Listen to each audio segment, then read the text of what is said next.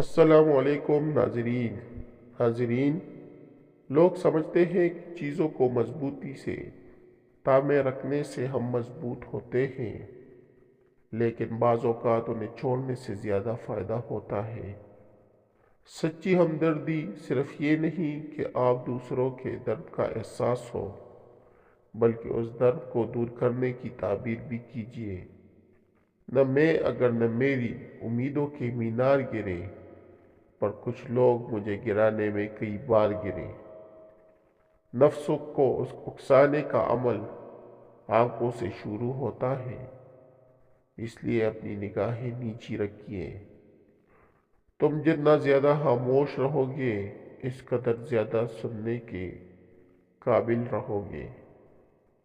اتنے رشتوں کا کیا فائدہ جب ہر دکھ تکلیف اکیلے ہی کاٹتی ہو؟ خود کو اتنا مضبوط کر لو کہ اپنا غم خود اٹھا سکو. جب کسی کے لیے آپ کا ہونا نہ ہونا ایک جیسا ہو جائے، تو رشتہ کوئی بھی ہو اپنے قدم پیچھے کر لو، تاکہ آپ کی عزت نفس اپنی ہی نظر میں مجروح نہ ہو.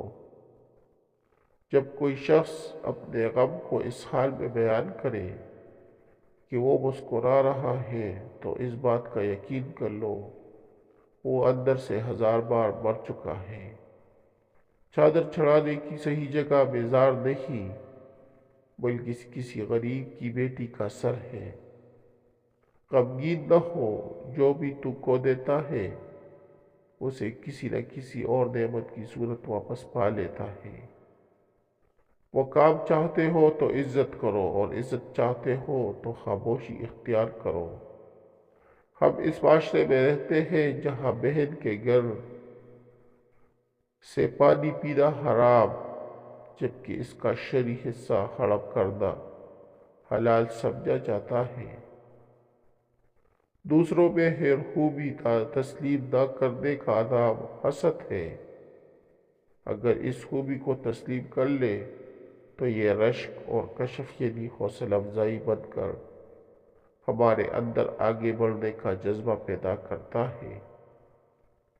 انسان ہونا ہمارا انتخاب نہیں، بلکہ قدرت کا انتخاب ہے. لیکن اپنے اندر انسانیت بنائے رکھنا ہمارا انتخاب ہونا ہے. جو بیوی شوہر کے لیے سجدہ سوننا بند کر دے، اسے شوہر کی دیر سے گھر آنے پر شکایت نہیں ہونی چاہیے. تقدیر سے لڑنا چھوڑ کر تقدیر بنانے والے سے دوستی کر لے. بن مانگے ہم سب کچھ ملے گا انشاءاللہ. کبھی کبھی شام کچھ اس طرح سے ڈلتی ہے کہ ہمیں اپنے دل سمیت سب کچھ ڈوبتا ہوا محسوس ہوتا ہے. زوال چاہے دن کا ہو یا کسی بھی عروج کا، ہمیشہ اداس کر جاتا ہے. غم اور خوشی ایک کیفیت کا نام ہے، اور دونوں ہی ایک دوسرے کا انجام ہے. انسان کا اپنا احساس ہی واقعات کو خوشی اور غم سے تعبیر کرتا ہے. بہتر انسان وہی ہے جو دوسروں کے غم میں شامل ہو کر اسے غم کم کر دے، اور دوسروں کی خوشیوں میں شامل ہو کر اس میں اضافہ کرے. انا پرست انسان انا ہی میں غرق ہو جاتا ہے، جبکہ جھکنے اور وقت سے سمجھوتا کرنے والا ہی ہمیشہ بلند رہتا اور زندگی میں آگے بڑھ سکتا ہے. ایک مرتبہ ایک بہت گنہگار، اپنے زمانے کا مانا ہوا فاسق و تاجر شخص ایک جنگل کے قریب سے گزر رہا تھا کہ اس نے ایک آدمی کو دیکھا جو اپنے سامنے زمین میں ایک سوکھی ٹہنی دبائے بیٹھا تھا اور اللہ کی عبادت کر رہا تھا. اس گنہگار آدمی نے پوچھا، تم کیا کر رہے ہو؟ اس نیک اور پرہیزگار بندے نے بتایا، میں سالوں سے دنیا سے دور ایک ویرانے میں اللہ کی عبادت کر رہا ہوں. جس دن میری عبادت قبول ہوگی، اس دن یہ ٹہنی ہری ہو جائے گی. اس طرح مجھے پتہ چل جائے گا. اس گنہگار کے دل میں جانے کیا آئی۔ وہ بھی اب زمین میں ایک سوکھی ٹہنی دبا کر بیٹھ گیا اور عبادت کرنے کا لگا۔ تھوڑی دیر بعد کہیں سے ایک آدمی کی پکار آئی اور پکارنے والے نے نہایت بڑی آواز میں پانی مانگا۔ دونوں نے سنی انسنی کر دی۔ آواز دوبارہ آئی۔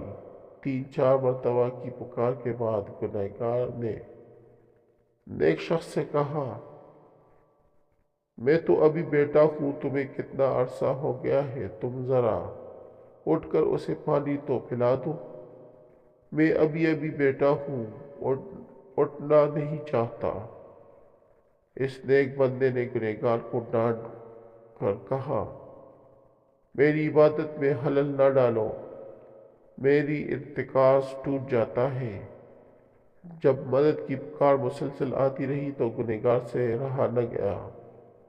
اس نے اپنی جگہ چھوڑی اور پانی پلانے چلا گیا۔ تھوڑی دیر بعد واپس آیا تو اس نے دیکھا اس کی ٹہنی ہری ہو چکی تھی اور اس نیک بندے کی ٹہنی ویسے ہی کی ویسی تھی۔ اگر آپ کو میری ویڈیو اچھی لگی ہو تو میرے چینل کو سبسکرائب کریں، لائک کریں اور دوسروں کے ساتھ شیئر کریں۔ شکریہ۔